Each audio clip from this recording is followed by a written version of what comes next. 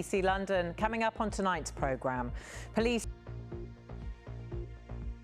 Hello, very good evening. I'm Samantha Simmonds. The crimes of disgraced former police officers such as Wayne Couzens and David Carrick shocked Londoners and led to calls for the Met to do more to root out predators from its ranks.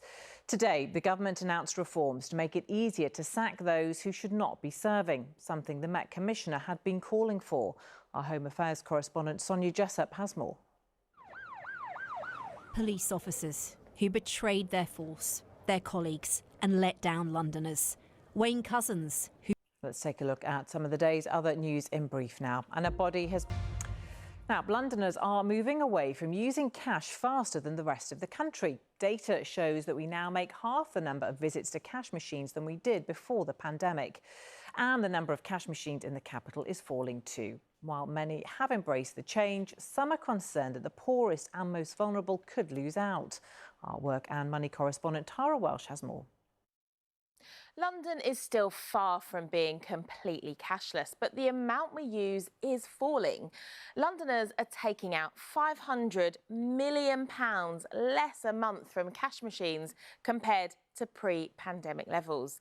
And there aren't as many places to get money now either, with 2,069 fewer cash machines now than there were in 2019.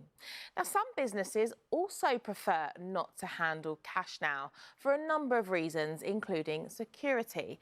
But not everyone wants the future to be cashless. There are other global cities that seem to be more cashless than London, like Stockholm, for example.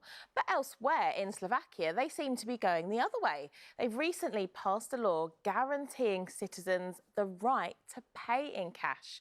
Well, there are no such plans here. The government says it's up to individual companies to decide what payments they accept, but says it has taken action to encourage businesses to continue accepting cash.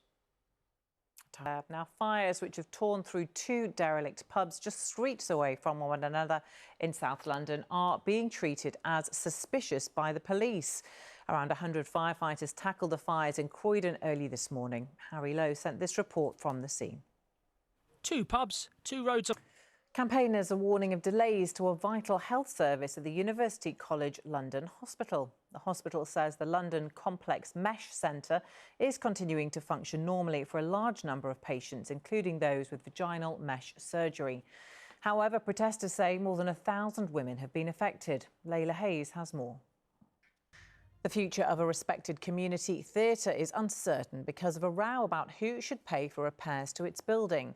Spid Theatre in northwest London raised more than £2.5 million for renovations, but it says it's been forced to pay for work that it says should have been carried out by Kensington and Chelsea Council. The council denies claims that it's been negligent. Luke Hanrahan has the story. Now, a few weeks ago, we told you about Julian Penge, this man who collapsed outside the Royal Saracen's Head in Beaconsfield after suffering a cardiac arrest. Well, the next thing he knew, he was waking up in an ambulance. But what he had missed was that he had been given life-saving CPR by strangers who got his heart going again. Desperate to find those who helped him, Julian put posters up in the booth. Good to see you looking fit and well. How does it feel tonight to see the people who saved your life joining us here? Wonderful. There's two ladies that came to my rescue, and she was just passing, saw me collapsed outside the pub, I believe. Yeah, well, let's pick up with Mitra there. So, Mitra, tell us what happened. So I was on the way. How did you come across the scene and what happened? Trying to assist him, and I said, do you need some help? And she said, are you a medic? I said, yes.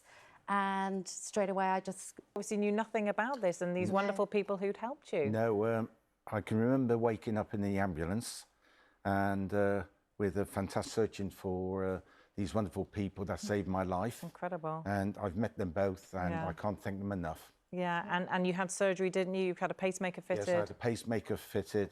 Yes. Mitra, I want to ask you, before we let you go, you were very lucky, well, Julian was very lucky that you stopped, that you were there at the right place, the right time. What advice would you give to anyone who isn't medically trained like you, who comes across a scene like this, just very briefly?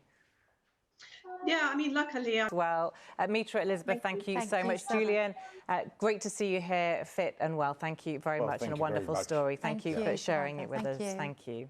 Now, some of the biggest names in film will feature at this year's BFI London Film Festival, which gets underway in October. The Londoner Daniel Kaluuya will be making his director debut at the event. Of course, this year's festival takes place against the backdrop of the ongoing SAG writers' strike.